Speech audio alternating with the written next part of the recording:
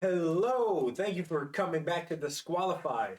We are going to be here with a prediction video for SummerSlam. Now, we're going to go through each match, give our predictions, and give you just a little bit of in-depth reasons why. First off, we've got the undisputed WWE Champion Cody Rhodes versus Solo Sokoa. Solo Sokoa, huh? I got Cody winning. Same. I got Cody as well. I do think this is where Roman returns, though. Yep, he's going to interrupt the match somehow. Okay, yeah, I think the same. How do you think he's going to do it? After the match or during the match? Probably during the match, kind of like what they did in the male story mode in 2K24. Ref takes a bump, Roman comes out, spears Solo, and make sure Cody retains. Next off, we've got Damian Priest versus Gunther for the heavyweight champion match. This one might be a split room. I got Gunther. I got Damian Priest retaining. Oh, it's all on me. I got Damian Priest retaining as well. Why do you think Gunther's winning? I just think that I don't know if they want to give him and this character another loss.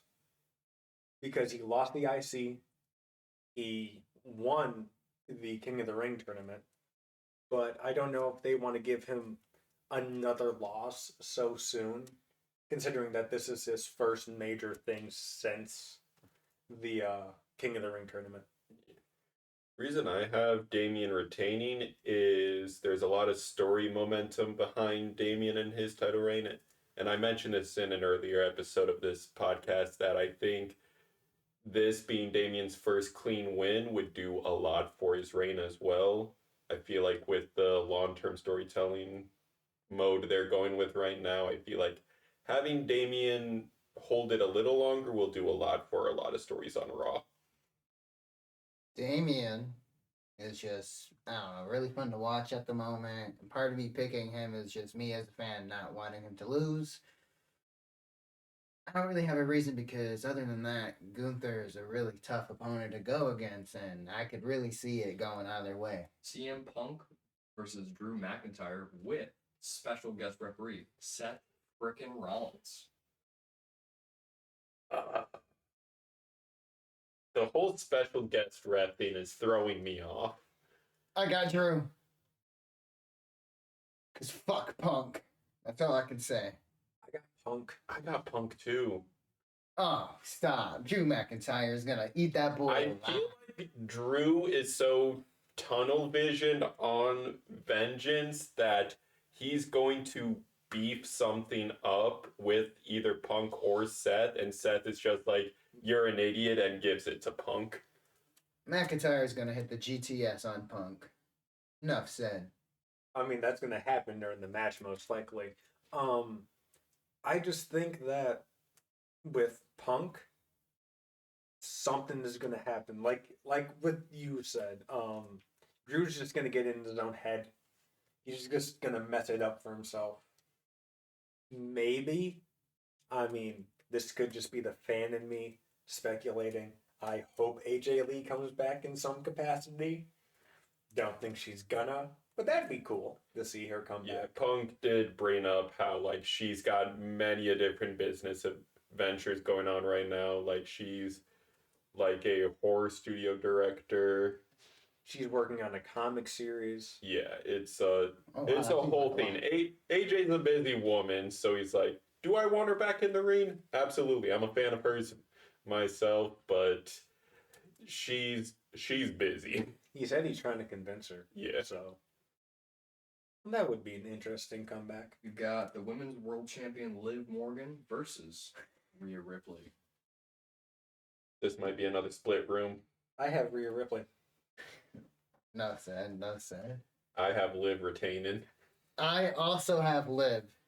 Yeah, I can see it. I'm just choosing Rhea because I'm a huge fan. I mean, I want her to win it. It could go either way. It really can. I think that it could go either way. I feel like the story keeps the momentum it has going if Liv retains. I feel like we're looking at a Judgment Day breakup. We're looking at keeping those people busy post breakup. I think having Liv retain helps expedite that story a lot. I agree because I'm thinking they're gonna keep this story going of the two women going against each other for probably till WrestleMania. Honestly, I'd like to see it, but maybe they can lean off the Dominic centric. Yeah, I wish that they kind of got away from that. It sucks that they're making it more about Dominic than the actual championship. I hate it. But with the long-term storytelling, I don't know if it's going to we don't know when the breakup's going to happen. They've been telegraphing it for a while with Priest and Finn getting into issues. Yeah, since last year's Money in the Bank when Priest had the briefcase. Mm-hmm. So, who's to say when the breakup is going to happen? I feel like they might want to put all the gold back on Judgment Day. But I could be wrong. They could slot Liv into Judgment Day by kicking Rhea out. I mean, Liv did get them the chips, right? Priest The would belts. Priest would definitely go with Rhea. Yeah, Priest would leave. Yeah. No, you've been wanting to see Priest go on a solo run too. Yeah.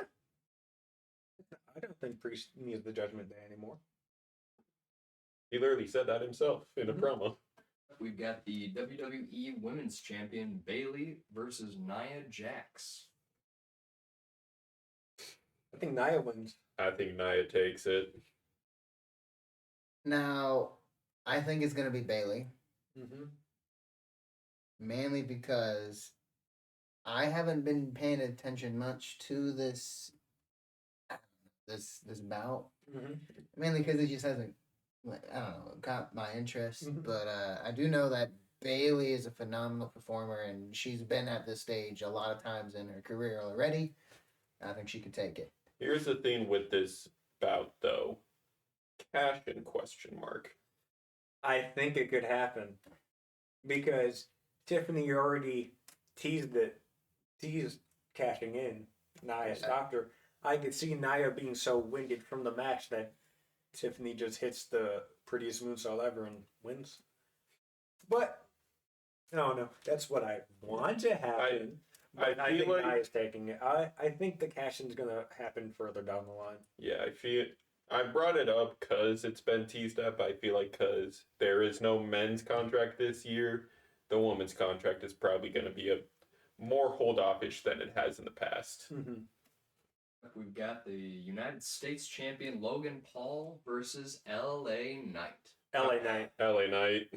Now, I believe LA Knight is going to win, but as a fan of Logan's in the ring work, as a fan of Logan's in the ring work, You need to leave. I'm gonna have to take him. I'm gonna have to take Logan Paul. I think this is where they finally pay off LA Knight being so I patient. agree. Because he has been so patient. He's lost 2 Money in the Bank matches. Had a match with Roman that people thought he was going to win. Me personally, I didn't see it I happening. didn't think he was gonna win either. But he should win this. Logan has had it for how long? It's like 297 days, I think, I have no currently. idea. Yeah. He is the 3rd longest reigning U.S. champion. U.S. champion. So and he's only defended it twice. I'm not a big fan of his reign. I like his in-ring work, but please put the belt on someone that it's there. Yeah, I feel like for the mid cards, like the IC and US championship, they should be realistically defended on the weeklies because, like, that's where you build a lot of hype on the weeklies of belts changing hands. Like, I brought up the example of Jey Uso versus Gunther for the IC championship on that episode of Raw. Mhm.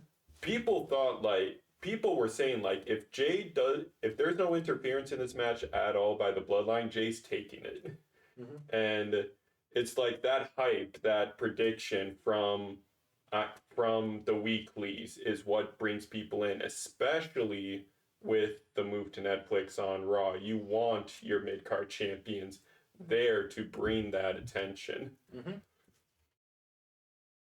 Just expect a really good ass match. Oh, absolutely. Also, it's a long-standing tradition where they don't have people win in their hometowns. And I feel like if you walk in as champion into your hometown, you're definitely not walking out as champion. Last but not least, the Intercontinental Champion Sami Zayn versus Braun Breaker. Got Braun Breaker. Give it to Braun. This is another situation with like Logan Paul and LA Knight. The fan in me wants to pick Sami Zayn because Sami Zayn is just my guy. However, Braun Breaker, I think it's his time to shine because Sami Zayn got some other things cooking up for him right after. Yeah, I think this is just his moment. Give it to Braun. Let him go on a monster run. I have been very vocal. I've not been silent about not liking how they booked Sammy as champion. You shared the same sentiments somewhat. I didn't start sharing that sentiment, but it was the first Braun Breaker match at Money in the Bank where that match sucked. I will say it with my whole chest. Braun got to do a couple things, but like what he's famous for in the promos and in the ring is demolishing someone with a spear. He did not hit one spear in that match and lost to one haluva kick. And I'm like, what the F is this? Yeah. I mean, they said, and I brought this up on the podcast before, that they didn't want it to be on such a smaller stage.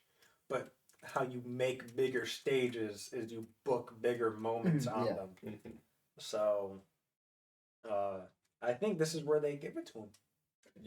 I mean, enough said. Even though I really want Sami Zayn to win, but I don't know. It just feels right to call Braun. Thank you guys for sticking with us.